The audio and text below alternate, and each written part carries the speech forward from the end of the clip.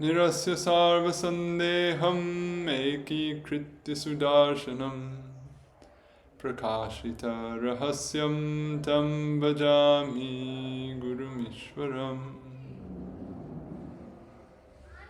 Namo Mahavaranyaya Krishna Prema Pradayate Krishnaya Krishna Chaitanya Namne Gaura Tvishe Namaha Jayatam Surato Pangur Mama Mandamate Gati Matsarvasva Parambujo Radha Madana Mohano Kulari Devatamar Madana Mohan Jar Sivak Raghunatha Rup Sanatan Jaya Rupa Sanatana Bhatta Raghunath Shri Jiva Gopala Bhatta Dasa Raghunath Echai Goshai Kori Charana Vandan Jaha Haite Vignanasha Bhishta Puran Shri Govinda Pararavinda Marupananya Vilashojitan Purna Prema Rasutsavo Jalamanu Priti Prasannananan Shajvad Krishna Katha Mahamrita Payo Rasho Muda Kelato Bande Bhagavatan Iman Murdva Nipatyakshito Shri Kali Yuga Pavana Svabhajana Vibhajana Prayojana Vatar Prema Purushottam Shri Gauranga Mahaprabhu Antaranga Parishad Dvai Shri Sanatan Goswami Pad or Shri Gopal Bhatta Goswami Padir Pranita Shri Hari Bhakti Vilas Antargata Dasham Vilaser Mudye যে ভগবত ভক্ত লক্ষণা প্রকরণ আছে আজকে আবার আমরা সেই প্রকরণের আলোচনা করি আর আজকে আমরা একটা খুবই বিখ্যাত শ্লোক আলোচনা করব সেটা হচ্ছে স্বয়ং ভগবান শ্রীকৃষ্ণের শেষ উপদেশ শ্রীমদ্ ভগবদ গীতায় এখানে গোস্বামীপাদ আকন্তিতার প্রথম প্রকার বর্ণনা করতে গিয়ে দ্বিতীয় শ্লোক রূপে এই শ্লোক উদ্ধৃত করছেন গতবার আমরা শুনেছিলাম ভাগবতে যেভাবে স্বয়ং ভগবান শ্রীকৃষ্ণ উদ্ধবকে বলেছেন যে জন সমস্ত স্বধর্ম যেটা আমি নিজেই স্থাপন করে গেছি শাস্ত্রের মধ্যে যে জন ওই সমস্ত ধর্ম পরিত্যাগ করে আমার ভজন করে সে যেনও সাধুগণের মধ্যে শ্রেষ্ঠ গতবার ওই আলোচনা হয়েছে তো ঠিক সেই একই ধরনের কথা আমরা গীতার শেষে শুনতে পাই এই শ্লোকের মধ্যে সর্বধর্মান পরিত্যজ্য মামেকম শরণম ব্রজ অহম ত্বম সর্বপাপেভ্যো মোক্ষয়িষ্যামি মা শুচা আর এখানে একটা অনুবাদ দেওয়া হয়েছে কোথায় রইল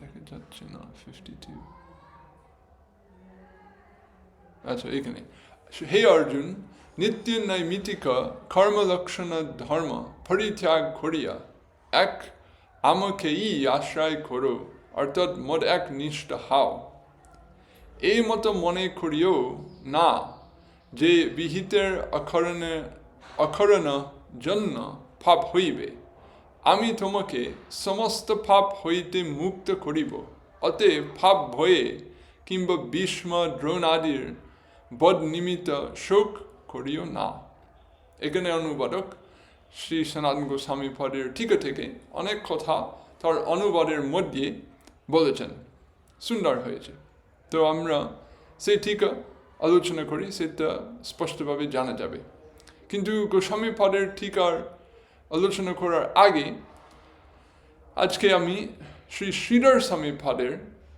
টিকা আলোচনা করতে চাই এটা সংক্ষিপ্ত, তো এটা দেখা যাবে না, কিন্তু শ্রীধর স্বামী পদের টিকা আগে পড়লে তখন স্নান গোস্বামী পদের টিকা আরও স্পষ্টভাবে বুঝে যাবে। তো শ্রীধর স্বামী পাদ যেমন উনি ভাগবতের দীপিকা লিখে গেছেন শ্রীমদ্ ভাগবতের টিকা, সেমন একই রকমভাবে উনি একটা ভগবত গীতার টিকা রচনা করেছেন, তার নাম সুবোধনী টিকা। তো আমি একটুখানি ওখান থেকে পড়ছি। উনি লিখছেন, তথোপি গুহ্যতমম আহা সর্বেতি, মানে আগের শ্লোকে ভগবান বলেছেন যে আমি এখন আমার গুহ্যতম উপদেশ বলছেন। জীব গোস্বামী পদের দৃষ্টিতে ভগবান নানা স্তরের উপদেশ দিয়েছেন। সাধারণ যে উপদেশ গুহ্য নয়, এটা ব্যক্ত উপদেশ বা খোলা উপদেশ, এটা হচ্ছে বর্ণাশ্রম ধর্ম বা কর্মমার্গের কথা, এটা সবার জন্য প্রযোজ্য। আর গুহ্য উপদেশ সেটা মানে এই সংসার উত্তীর্ণ হওয়ার জন্য আরও একটা অদৃশ্য জগতে ডুগার জন্য, সেটা হচ্ছে গুহ্য উপদেশ, অর্থাৎ জ্ঞানমার্গ অবলম্বন করে যেভাবে ব্রহ্ম অনুভব লাভ করে যায়, সেটা হচ্ছে গুহ্য উপদেশ। আর এর উপরে ভগবান গুহ্যতর উপদেশ বলেছেন, সেটা হচ্ছে পরমাত্মার অনুভব লাভ করা। আর গুহ্যতম উপদেশ মানে সবচেয়ে গুহ্য উপদেশ, সেটা হচ্ছে ভক্তি মার্গের উপদেশ, যেভাবে আমরা সাক্ষাৎ ভগবানের অনুভব লাভ করতে পারি। তো গীতায় আগের শ্লোকে মন্মনা ভব মদ ভক্ত, ওই শ্লোকে সেই গুহ্যতম উপদেশ বলা হয়েছে। তো এখানে শ্রীধর স্বামীপাদ লিখছেন, তথোপি গুহ্যতমম আহা, উনার দৃষ্টিতে এখানে আরও গূঢ় উপদেশ এই শ্লোকের মধ্যে বলা আছে। জীব গোস্বামীপাদ কিন্তু এত দূরে যায়নি, উনি বলেছেন এই দুটোই গুহ্যতম উপদেশ, যে এই শ্লোক আগের শ্লোক থেকে আরও গুহ্য। গোস্বামীপাদ এটা উল্লেখ করেননি। যাই হোক, দুটোই একবারে অন্তরঙ্গ জিনিস ভক্তগণের জন্য। তো খুব উপকারী ব্যাপার আছে এই শ্লোকের মধ্যে, হচ্ছে পরের কথা, মদ ভক্ত্য এব সর্বম ভবিষ্যতি ইতি দৃঢ় বিশ্বাসেন। যে কি চাই প্রত্যেক ভক্তের হৃদয়ে? দৃঢ় বিশ্বাস। আমাদের মহাপ্রভুর ধারণায় শ্রদ্ধা হচ্ছে ভক্তির আদিকার। যত শ্রদ্ধা আছে তত আদিকার আছে একটা ভক্তের। শ্রদ্ধা জন হয় ভক্তি আদিকারী, উত্তম মধ্যম কনিষ্ঠ শ্রদ্ধা অনুসারী। তো শ্রদ্ধা যখন বেশি তখন অধিকার আরও বেশি, শ্রদ্ধা যখন হালকা, শ্রদ্ধা যখন কোমল বা নরম, তখন অধিকার কম। আর রূপ গোস্বামী পরেও বলেছেন যে একটা মধ্যম অধিকারীর শ্রদ্ধা একদম দৃঢ়, কিন্তু সে মধ্যম অধিকারীর শ্রদ্ধা যুক্তিযুক্ত নয়, মানে এর সঙ্গে অনেক শাস্ত্র জ্ঞান আর শক্তি শাস্ত্র যুক্তি এতটা নয়, তবুও শ্রদ্ধা বেশ ভালো দৃঢ়তা আছে। কিন্তু উত্তম অধিকারী ওই রূপ গোস্বামী পদের ধারণায় যে একদম দৃঢ় শ্রদ্ধা, আবার একদম খাঁটি শাস্ত্র জ্ঞান শাস্ত্র যুক্তি সেও আছে, এটা হচ্ছে অতি উত্তম। কিন্তু মূল জিনিস, যত যুক্তি থাক না কেন, যত জ্ঞান থাক না কেন, যদি বিশ্বাস না থাকে সবই খালি, কোনো কাজ হবে না। তো মূল সবচেয়ে গুরুত্বপূর্ণ জিনিস হচ্ছে দৃঢ় বিশ্বাস। কিন্তু কি প্রকার বিশ্বাস? যে অনেকে এই জগতে অনেক রকম বিশ্বাস রাখে, কিন্তু বিশ্বাস তামাসিক হতে পারে, রাজসিক হতে পারে। একটা ব্যবসায়ী লোক, উনি প্রতিদিন বিশ্বাস করে যে আমি ওই লোক যদি মাল দেব, উনি এক সপ্তাহের পরে আমাকে টাকা দেবে।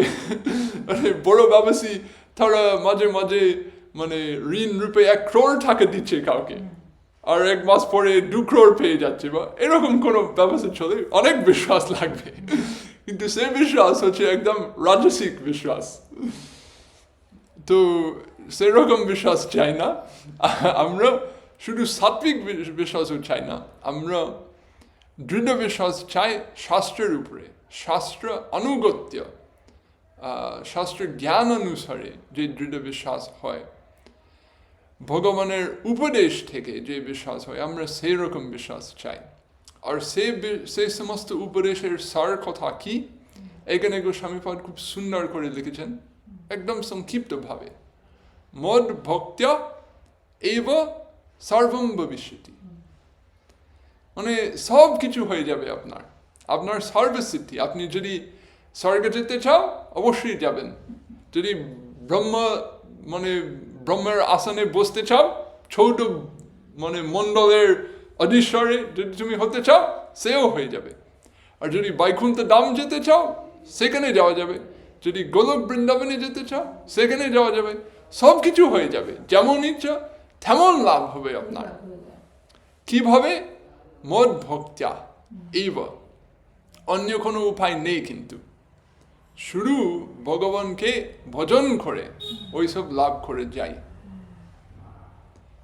এই প্রকার বিশ্বাস হচ্ছে ভজন পথের বা ভক্তি মার্গের অধিকার। এটা একবারে স্বাভাবিক জিনিস। যে কোনো জিনিস করতে গিয়ে যদি কিছু বিশ্বাস না থাকে, কেউ বেশি দূরে পথে যাবে না, বিশ্বাস লাগবে।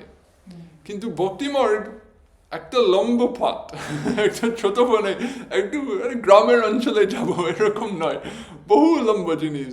বেশিরভাগ জন্মান্তরে এই পথ ধরতে হবে, এবং ফল ধরে ধরে আসে না।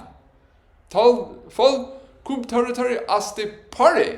জীব গোস্বামীপাদ ভক্তি সন্দর্ভে একদম প্রথমে এই কথা সুন্দরভাবে বলেছেন যে যাদের মন একদম শুদ্ধ, যাদের পূর্ব জন্মের ভালো ভালো মহৎকৃত সংস্কার থাকে, সেই জন এই সমস্ত ভক্তি মার্গের, এই সমস্ত দিব্য জগতের কথা একবার শুনলে সঙ্গে সঙ্গে ভক্তি হয়ে যাবে।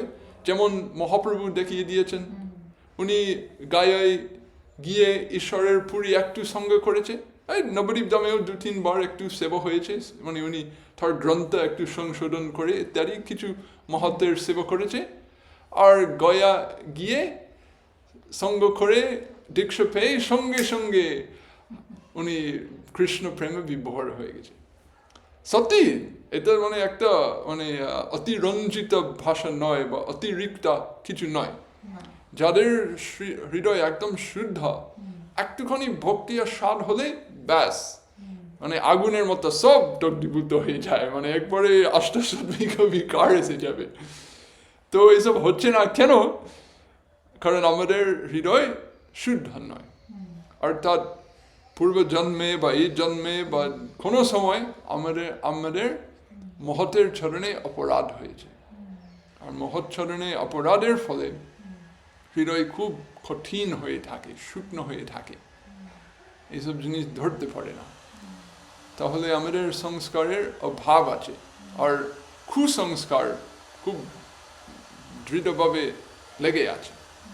তো যেসব জীব ওই রকম সমস্যা আছে, তাদেরকে বার সাধনা করতে হবে, তাদেরকে বার শাস্ত্র শ্রবণ করতে হবে, তাদেরকে সবসময় নাম করতে হবে, ইত্যাদি ইত্যাদি যে সমস্ত উপদেশ আছে। তো যাদের এত ভালো সংস্কার নেই, যারা এই ভক্তি পথে অবলম্বন করে চেষ্টা করছে এবং মনে মনে কিছু কষ্ট হচ্ছে যে আমার এতটা হচ্ছে না, তাদের জন্য এইসব কথা হয়েছে যে দৃঢ় শ্রদ্ধা লাগবে। যদিও ফল ধরে ধরে আসছে না, তবুও লেগে থাকতে হবে, তবুও খুব ভালো করে হৃদয়ে সে বিশ্বাস পোষণ করতে হবে যে আমার আর কোনো দরকার নেই, এই ভক্তিই আমাকে টেনে ঠিক জায়গা পৌঁছিয়ে দেবে। শুধু আমাকে আমার ভজনের নিয়ম, আমার ভজনের জ্ঞান, আমার ভজনের যে সম্পত্তি ভালো করে ধরতে হবে, এই বিশ্বাস।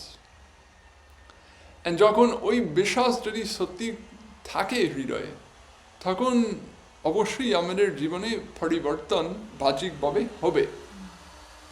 যদি বিশ্বাস আছে তাহলে যেটা ওই বিশ্বাসের উল্টা, যেটা ওই বিশ্বাসের বিরোধী, ওই জিনিস আমরা প্রশ্রয় দেব না, ওই জিনিস আমরা করব না।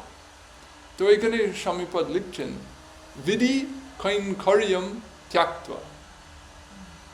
এখানে বিধি মানে শাস্ত্র বিধি, অর্থাৎ কর্মমার্গের যে বহু রকম বিধি আছে সেই বিধির কৈঙ্কর্য। কৈঙ্কর্য মানে আমাকে করতে হবে এইসব। কৈঙ্কর্য শব্দে কিঙ্কর শব্দ থেকে এসছে, আর কিঙ্কর শব্দ মানে কিম কর, মানে আমি কি করব। এটা হচ্ছে একটা দাস, একটা সেবকের পরিচয়। সেবক কি করে প্রভুর কাছে এসে বলবে কি করব, কি করতে হবে, আমার কর্তব্য তো কি। তো যেজন প্রভুর কাছে এসে জিজ্ঞেস করে কি করব, তারপরে ওই করতে যাই, তাকে বলে কিঙ্কর। আর যাদের কর্মমার্গের প্রতি বিশ্বাস আছে তারা ভাবছে যে আমার কর্তব্য হচ্ছে শাস্ত্রবিধি, আমার আশ্রমের ধর্ম, আমার বর্ণের ধর্ম, আমার নানা রকম স্বধর্ম, এটাই আমার বিধি, শাস্ত্রের মধ্যে দেওয়া হয়ে গেছে, তাহলে এটা করতে হবে, এটা হচ্ছে আমার মানে কর্তব্য। এরকম একটা কৈঙ্কর্য বা একটা মানে সেবা বুদ্ধি আছে সে প্রকার।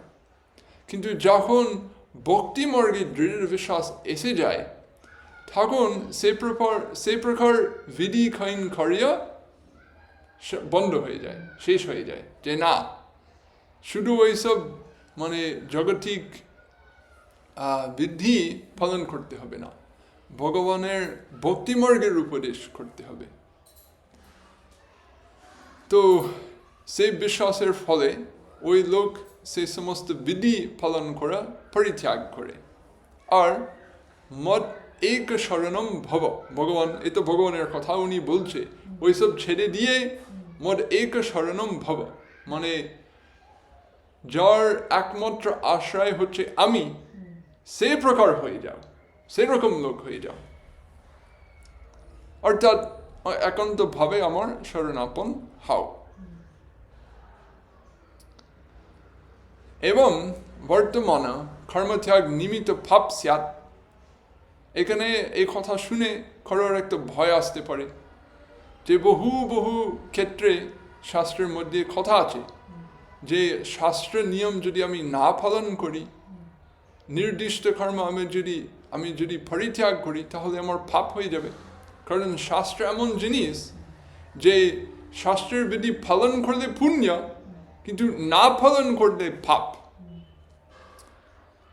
যে আমি পালন করব লাভ হবে, কিন্তু না পালন করব কিছু হবে না, তা নয়, মানে না করলে ক্ষতিই হয়। তো কারোর ভয় আসতে পারে যে আমি যদি এইসব নিয়ম ছেড়ে দিই তাহলে আমার পাপ হয়ে যাবে, আর পাপ হলে আমার দুঃখ হবে, কষ্ট হবে, দুর্গতি হবে। তো ভগবান সঙ্গে সঙ্গে বলছেন কিন্তু না, মা শুচা শোকম মা কর্ষি, এরকম শোক করো না, এরকম ভয় পাও না। কেন? যতস ত্বম মদেক শরণম, কারণ তুমি আমারই আশ্রিত লোক, তোমার একমাত্র আশ্রয় হচ্ছে আমি। সর্ব পাপেভ্যো অহম মোক্ষয়িষ্যামি, এবং আমি তোমাকে সেই সমস্ত পাপকে মুক্ত করে দেব। ভগবান এইরকম মানে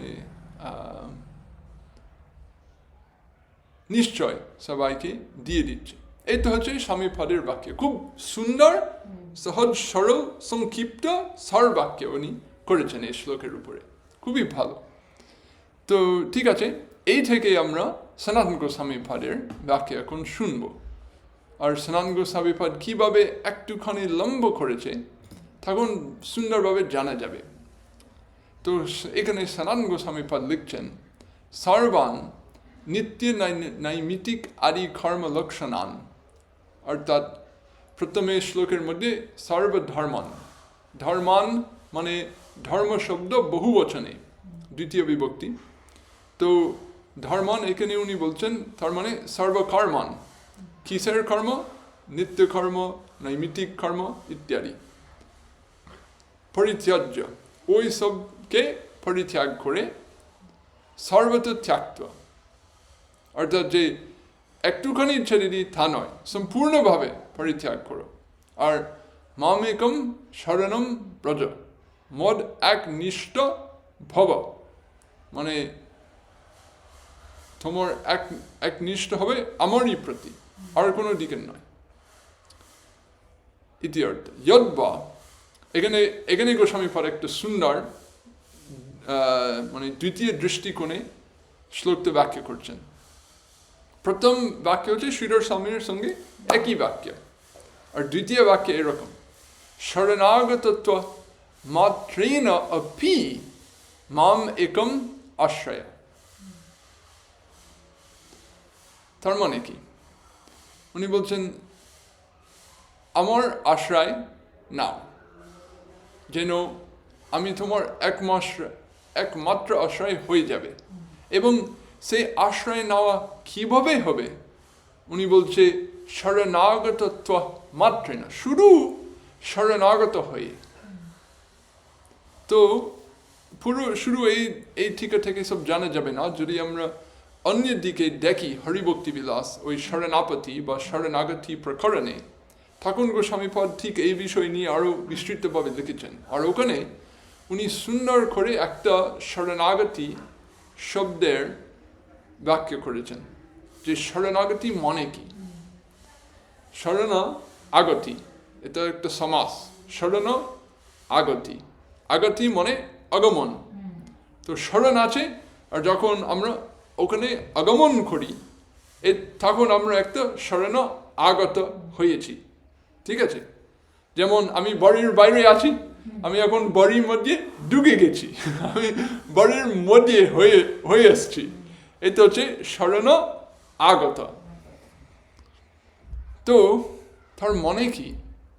উনি বলেছেন যে ভগবদীয় হম এইতবৎ মাত্র, যে সে শরণাগত হওয়া মনেই এটা যে আমি একটা জায়গায় যেতে হবে, আমি কোথাও এই শরীর নিয়ে আরেকটা জায়গায় যেতে হবে, এরকম কোনো ব্যাপার নাই। এটা শুধু মনের মধ্যে, একবারে মানসিক জিনিস।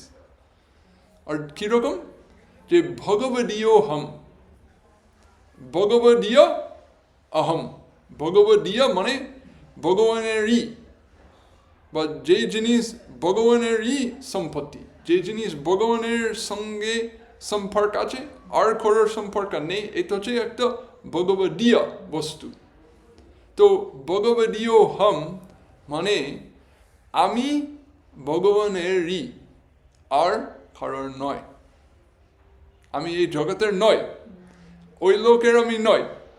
বেশিরভাগ যখন একটা পরিচয় দেওয়া হচ্ছে, একটা নূতন লোকের সঙ্গে যখন আমরা পরিচিতি হয়, তখন সবাই কি বলে? যে কে কার, ওই এটা আমার বাবা, এটা আমার মেয়ে, এটা আমার বোন, এটা আমার ভাইপো। ও তুমি আমার বনজি চেনো? হ্যাঁ হ্যাঁ হ্যাঁ, ওইটি আমার বনজি, এটা আমার মামা, এটা আমার ইত্যাদি ইত্যাদি। মানে কে কার কে, এইসব নিয়ে বহু বহু কথা চলে না? তো এই সমস্ত কথা বাদ দিয়ে পরিচয় দিতে গিয়ে, যে তুমি কার, কোথা থেকে এসছো, তোমার পরিচয়টা কি? আমি ভগবানের একজন, আমি ভগবানেরই, এইটুকু, এটা আমার পরিচয়। আর কিছু জানার দরকার নেই, আমি আর কিছু রাখিনি মনে প্রাণে, এইটাই আমার পরিচয়, আমি ভগবানেরই।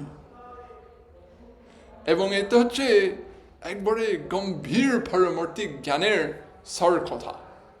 আমরা যদি পরমাত্মা সন্দর্ভে ভালো করে অনুশীলন করি, তখন জীব গোস্বামীপাদ যখন বহু বহু অনুচ্ছেদের মধ্যে জীবের স্বরূপ বিচার করেছেন, যে জীবের স্বরূপটা কি, তখন সেই স্বরূপের মধ্যে কি কি গুণ আছে আর কি কি গুণ ওখানে নেই, ওখানে অনেক বিচার আছে। এইসব মানে 10 মিনিটের মধ্যে তো বলে যাবেই না। কিন্তু এই সমস্ত গুণের মধ্যে সবচেয়ে প্রধান গুণ উনি বলেছেন যে পরমাত্মা এক শেষতা। এখানে শেষতা মানে অংশতা, মানে জীব তার আসল পরিচয় হচ্ছে ভগবানের অংশ, আর যেহেতু অংশ সেহেতু দাস। এটুকু স্বামীপাদের বিচার। কারণ ভগবান অঙ্গী আর জীব অঙ্গ। ভগবান সব কিছু, এবং সেই অদ্বয় বস্তুর মধ্যে আমি একটা ছোট ছোট চিৎকানা, মানে হাওয়ার মধ্যে যেমন ছোট ছোট দুলিখানা এদিকে ওদিকে উড়িয়ে যায়, আমি ছোট একটা চিৎকানের মধ্যে, ছোট ছোট ছোট। তাহলে আমি নিজেই নিজেকে সৃষ্টি করিনি, তাহলে আসলে আমার নিজের উপরে আমার নিজস্ব কোনো দায়িত্ব নেই। আমি ভগবানেরই বস্তু, আমি তার জগতেই আছি। সব কিছুর কি হচ্ছে না হচ্ছে, আমার কি ক্ষমতা না ক্ষমতা, সবই ভগবানের প্রদত্ত। তো আমি যদি ভগবানেরই অংশ, তাহলে সেই অংশীর কাছে আমার কোনো কর্তব্য নেই। ভগবানের সৃষ্টিতে আমার কোনো কাজ নেই। যদি কাজ থাকে তাহলে ভগবান বলবে কাজটা কি। যে আমি এই জগতে জন্মগ্রহণ করে বাবু এই আমার এই করব, ওই মাত্র মায়া মোহা, মাত্র অহংকার। এই তো আমার শরীর, এটা আমার মা, এটা আমার বাবা, এটা আমার বাড়ি, এটা আমার থাকা, এটা আমার বুদ্ধি, এটা আমার চিন্তা, আমার কাজ, আমার ফল, এই সবই মায়া মোহা। তো যদি আমরা ওই আস্তে আস্তে ওই সমস্ত ভুল ধারণা ছাড়তে শেষে আমরা কোথায় পৌঁছে যাই, যে আমি একটা পরমায়ু, একটা অত্যন্ত ক্ষুদ্র চিৎকণা, ভগবানের চির অংশে একটা অত্যন্ত ছোট চিৎকণা। আমি ভগবানের ছোট অংশ, সেহেতু আমি তার দাস, সেহেতু আমি খার ভগবদীয় হম, আমি ভগবানেরই, আর কারণ নয়। এবং যে জন সেই জিনিস হৃদয়ঙ্গম করতে পারে তাকে বলে শরণাগত। কেবলম ভগবদীয়ম এতবন মাত্রম, সনাতন গোস্বামী পাদের বাক্য। তো এখানে ওনার কি বক্তব্য আছে? ভগবান যখন বলছেন মামেকম শরণম ব্রজ, একটা অর্থ হচ্ছে যে মোর এক নিষ্ঠা হও, যেন তোমার এক নিষ্ঠা মাত্র আমার প্রতি থাকবে। নাইলে উনি বলছেন কিন্তু সেও এত দূর দেওয়ার দরকার নেই। যদি সম্পূর্ণরূপে আমার প্রতি এতটা নিষ্ঠা রাখতে পারো না, সেও ঠিক আছে, কিন্তু এইটুকু ভালো করে বুঝো যে তুমি আমারই, যে তুমি আমার, এটুকু বুঝো। যদি নিজের আচরণে এতটা স্থাপন করতে পারো, সেও ঠিক আছে, কিন্তু এইটুকু ভালো করে বুঝাও, আর ভালো করে মনে প্রাণে স্বীকার করো যে আমি থার, আমি নিজের নয়। এইটুকু যদি ভালো করে বুঝতে পারো, তখন আপনার পারমার্থিক রাস্তা খুলে যাবে, এবং আস্তে আস্তে খাতি অগ্রগতি হতে পারে।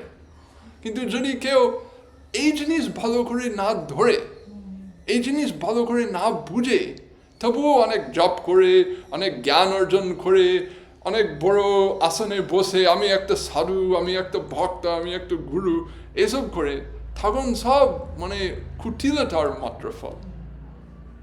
কারণ ওই সব করছে ভগবানের নাম নিয়ে, ভগবানের ধর্ম, ভগবানের ভক্তি, এসব নিয়ে নিজের প্রতিষ্ঠা করার জন্য চেষ্টা করছে, নিজের লাভ ভোগ ইত্যাদি পাওয়ার জন্য। ওইসব ভগবত ধর্ম একটা ছল হয়ে গেল। যদি আমরা হৃদয় থেকে এই জিনিস প্রথমে হৃদয়ঙ্গম না করতে পারি যে আমি থার, আর যখন এই ঠিকঠাক হয়, তখন আস্তে আস্তে অনন্য যত অশুদ্ধতা আস্তে আস্তে খেতে যেতে পারে।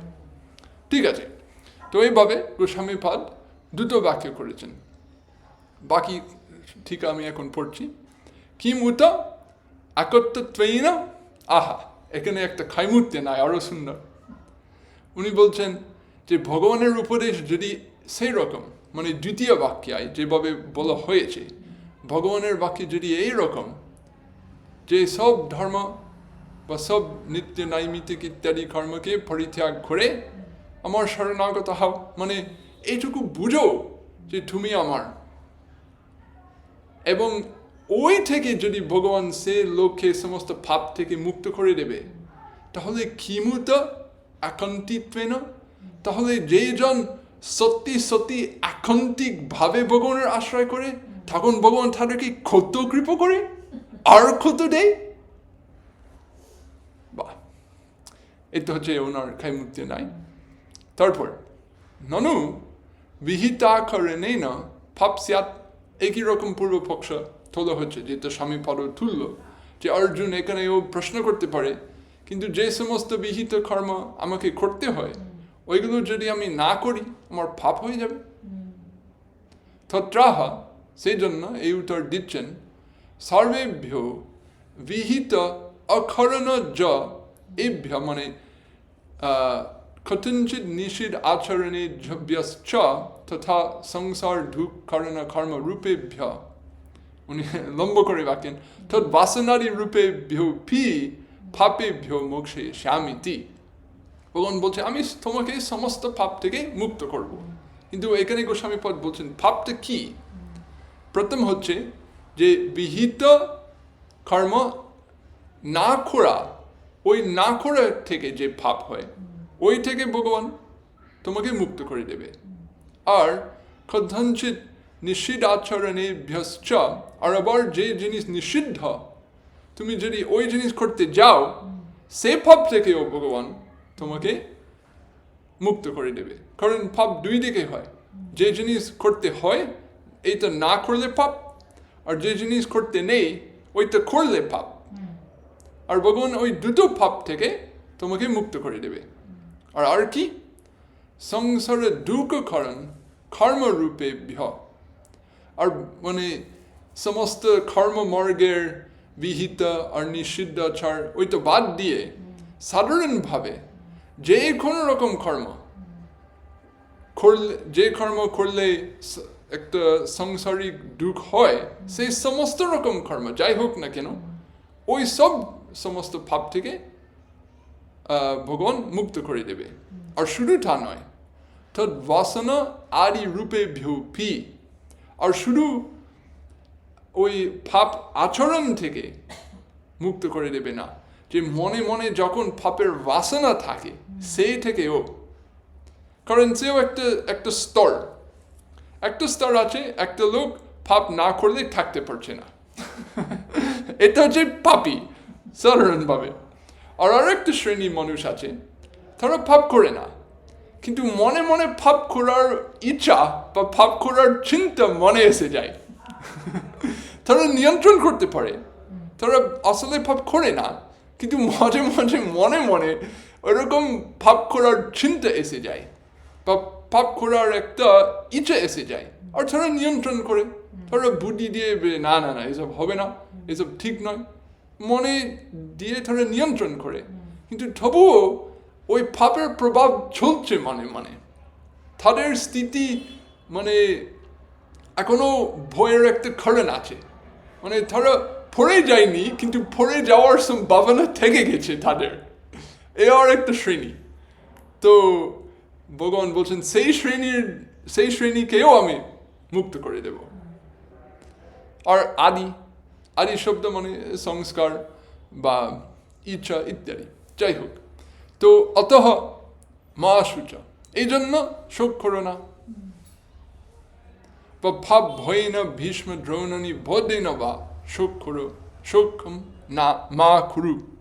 আরেকটা জিনিস থাকতে পারে, যার অর্জুনের অস্ত্রগুরু দ্রোণাচার্য, আরেকটা গুরু ছিল ভীষ্মদেব, আর নিজের গুরুকে হত্যা করা এটা মহাবড় পাপ। মানে গুরু এত পূজনীয়, শাস্ত্র বলেন যে যেজন একটা শ্লোক আপনাকে শেখাবেন সেই জনও গুরু রূপে পূজনীয়। আর শুধু তা নয়, যেজন শ্লোকের এক চরণ এক পদ শিখিয়ে দেয় সেইজন গুরু, সেইজন পূজনীয়। মানে এ তো ভারতীয় শাস্ত্রের একটা সুন্দর সুন্দর বৈশিষ্ট্য, যে জ্ঞান আর জ্ঞান দাতাকে সবসময় তাদেরকে সবসময় মানে পরম আদর দেওয়া হয়, পরম আদরণীয় বুদ্ধি থাকে সবার। এটা ভারতীয় সংস্কৃতির সুন্দর সুন্দর একটা বৈশিষ্ট্য। তো অর্জুন উনি ভাবতে পারে যে আমার মানে একটা যুদ্ধক্ষেত্রে যদি একটা বিরোধী দলের সঙ্গে যুদ্ধ করতে হবে, আমি ক্ষত্রিয়, এটা আমার ধর্ম, ঠিক আছে, কিন্তু আমার নিজের গুরুর সঙ্গে লড়াই করতে হবে, নিজের গুরুকে মরতে হবে, উফ, এটা মানে একবারে মানে প্রাণ বিদীর্ণ হয়ে যায়, মানে অত্যন্ত খারাপ লাগে। কারণ এত মানে পূজ্য বুদ্ধি বা আদর বুদ্ধি আছে, আবার এই পূজ্য বস্তুকে একবারে সব দিক থেকে অত্যন্ত উল্টো জিনিস ওইদিকে লাগাতে হবে, তখন মনের অবশ্যই অনেক কষ্ট হয়। তবুও যদিও ভাবতে পারে যে আমার মহাপাপ হয়ে যাবে, তবুও ভগবান বলছেন না, ওই জন্য ভয় পাও না, শোক করো না, ওই থেকে আমি সব ঠিক করে দেব। এবং তো এখানে গোস্বামীপদ মানে শেষ করছেন, এই তো শ্লোকের টিকা মানে শ্লোকের অর্থ বলা হয়ে গেছে। এখন বলছেন এবং অন্যলোক শিক্ষণার্থম অর্জুনম অধিকৃত্যোক্তম। উনি বলছেন যে এই কথা যেটা ভগবান বলছেন এখন, আসলে এটা অর্জুনের জন্য নয়, এটা আরেকজনকে দেওয়া হয়, আরেকজনের জন্য বা এই জগতের জন্য। এবং শুধু অর্জুনকে বলা হয় যেন অন্য সবাই শিক্ষা পাবে। কেন? নতু থম প্রতি তথা উপদেশ, আসলে এই উপদেশ অর্জুনের জন্য নয়, এটা উনি অর্জুনকে বলছে যেন উনি জগৎকে শোনাতে পারে বা শেখাতে পারে। কেন? তস্য নর অবতারত্বেন পরমসখ্যাদিন চ সত্যএব পরম ভাগবতত্বাৎ। অর্থাৎ অর্জুনও একটা নরনারায়ণ, এর মধ্যে দুটো ঋষি আছে। একটা দৃষ্টিতে অর্জুন সে নর ঋষির অবতার, আর নারায়ণ ঋষির অবতার হচ্ছে কৃষ্ণ। তো নরনারায়ণ ঋষি কৃষ্ণ অর্জুন রূপে অবতীর্ণ হয়ে যায়, এক শাস্ত্রে এরকম একটা দৃষ্টি থাকে। তো সেই কারণে এটা একটা অবতার, একটা লীলা, তাহলে আসল উপদেশ তার জন্য নয়। আর একটা কারণ হচ্ছে পরম সখ্য, যে অর্জুন কৃষ্ণের অত্যন্ত প্রিয় সখা, আর সত্যেব পরম ভাগবতত্বাৎ, উনি মানে আপনি উনি পরম ভাগবত। পাণ্ডবগণ এত বড় ভাগবত, যদিও তারা গৃহস্থ, যদিও তারা ক্ষত্রিয়, যদিও বাহ্যিক দৃষ্টিকোণে তারা এইসব রাজনীতিক ব্যাপার মধ্যে আছে, তবুও দেখেন কত ব্রাহ্মণ, কত ঋষি, কত মহাবড় সাধু তাদের প্রসাদ এসে তাদেরকে পুজো করছে। তারা মনে করছে যে আমরা ভগবানের এত প্রিয় হতে পারিনি, তাদের প্রশংসা তারা গান করছে। নারদ গোস্বামী ইত্যাদি তারা পাণ্ডবগণ মানে আকাশ পর্যন্ত তাদের প্রশংসা করছে। তো পাণ্ডবগণ যদিও ক্ষত্রিয়, যদিও গৃহস্থ, তাহলে সেই সমস্ত ব্রাহ্মণ ঋষি সাধুগণের অনেক উপরে। কেন? কারণ তারা ভগবানের অতি প্রিয়, অতি কাছের লোক। ভগবান তার নিজের বাড়িতে থাকছে, ভগবান তার নিজের এক থালা থেকে খাচ্ছে, ভগবানের একবারে আপন জনের ব্যবহার সবসময় করছে। তো এই জন্য উনি এত বড় ভাগবত, ভগবানের এত অন্তরঙ্গ সখা, যে এরকম যে সাধারণ উপদেশ এটা তার জন্য নয়, আসলে এটা জগতের জন্য। এবং ভগবান এই লীলার আয়োজন করেছে যেন উনি এই কথা শোনাতে পারে, যেন আমার মতো ধামজন শুনতে পাবে এবং একটু মানে এইসব সংসার অন্ধকারের মধ্যে একটু জ্ঞানোলোক পেয়ে যাবে যে ভগবত জীবন, ভগবতময় জীবন, ভক্তি জীবন কীরকম। আর ভগবানের বন্ধুর ভাব যদি আমরা ভাবতে পারবো যে ভগবান আমার একমাত্র বন্ধু, ভগবান আমার নিরপেক্ষ হিত আকাঙ্ক্ষী, এবং উনার অসীম ক্ষমতা, অসীম স্নেহ করুণা ইত্যাদি।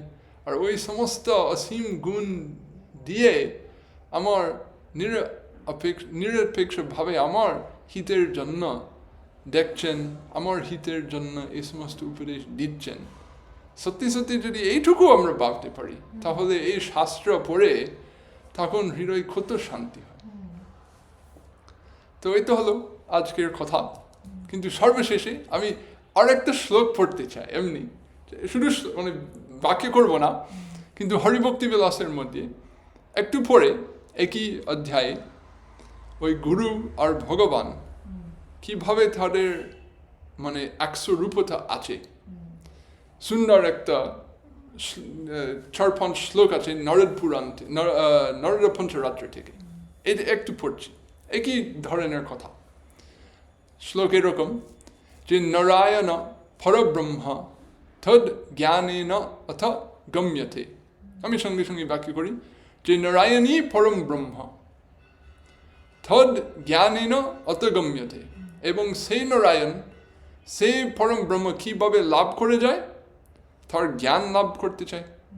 আমরা ওকে মানে নারায়ণ বা পরম ব্রহ্ম যদি আমি জানতে না পারবো, তাহলে তার সাধন করতে পারবো না, তাহলে তাদেরকে লাভ করতে পারবো না। তাহলে মূল জিনিস হচ্ছে জ্ঞান, ভগবত জ্ঞান। কিন্তু প্রশ্ন আসতে পারে, সেই জ্ঞান কোথা থেকে আসবে? জ্ঞানস্য সাধনম শাস্ত্রম। জ্ঞানের সাধন হচ্ছে শাস্ত্র। সেই ভগবত জ্ঞান আমি শাস্ত্রের মাধ্যমে পাবো। তাহলে শাস্ত্র চাই। আমি যদি ভগবান চাই তাহলে জ্ঞান চাই, জ্ঞান যদি চাই তাহলে শাস্ত্র চাই। আর শাস্ত্রম চ গুরু বক্রগম। কোথায় শাস্ত্র পাবো?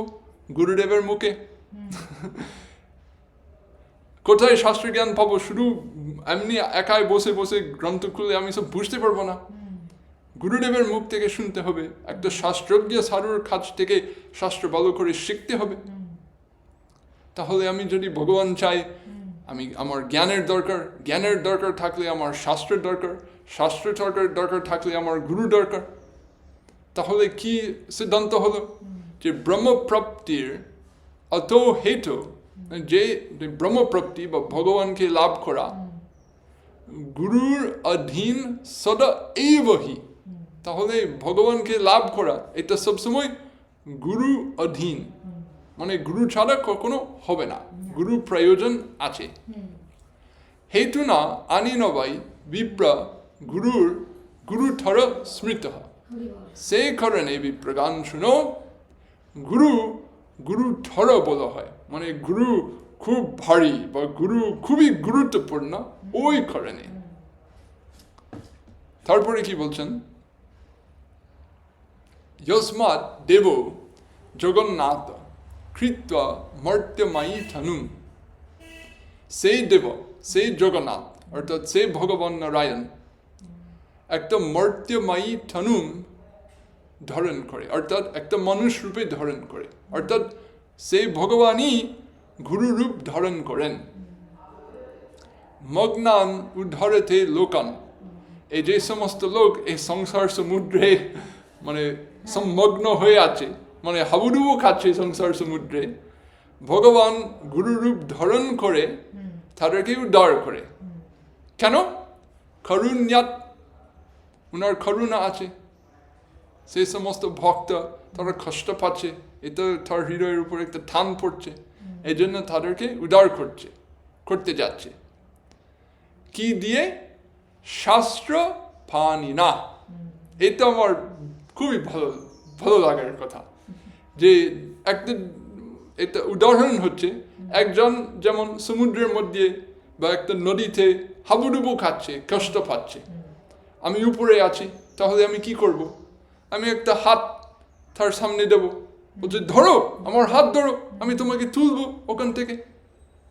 তো এখানে কি বলছে? যে ভগবানই আমাদেরকে এই সংসার সমুদ্র থেকে তুলছে হাত দিয়ে। কিন্তু হাত কি? শাস্ত্র পানি না, তার হাত হচ্ছে শাস্ত্র। উনি গুরুরূপ ধারণ করে শাস্ত্র আমাদেরকে দিচ্ছে,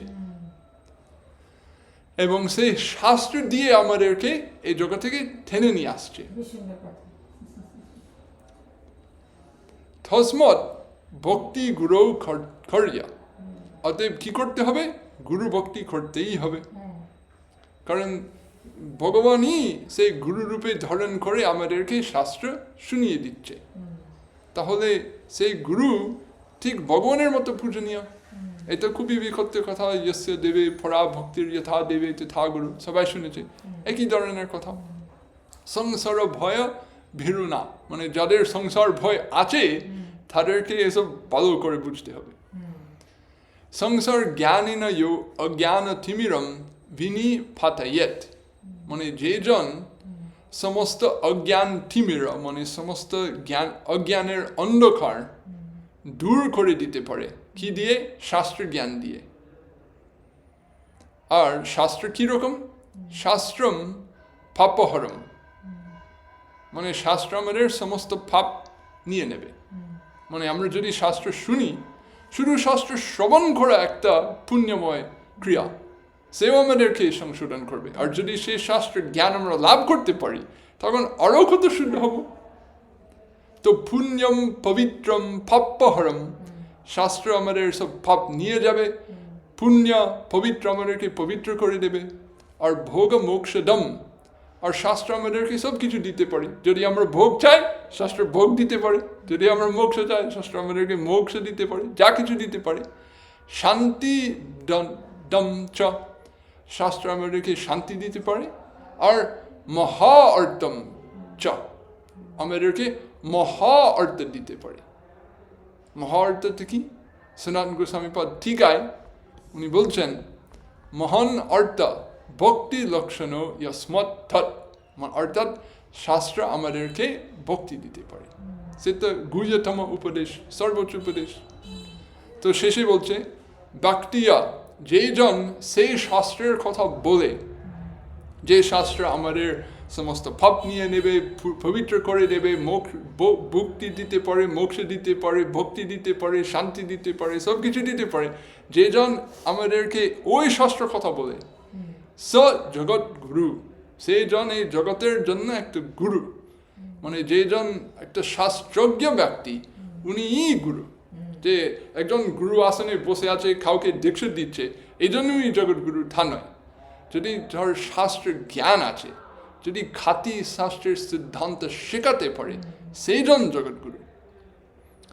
ঠিক আছে, এমনি এই শ্লোক আমার খুব ভালো লাগে, যে ভগবানের হাত হচ্ছে শাস্ত্র, আর গুরু রূপে আমাদেরকে এই হাত দিচ্ছে। আমরা যদি এই হাত ধরতে পারি, অর্থাৎ যদি আমরা সবসময় ভাগবত নানা শাস্ত্র কথা শুনি আর ওই জ্ঞান লাভ করতে পারি, ওইভাবে আমাদের উপরে টেনে নেওয়া হবে। জয় শ্রী গুরু নিতাই গৌর প্রেমানন্দে, হরি হরি বল, জয় জয় শ্রী রাধে শ্যাম।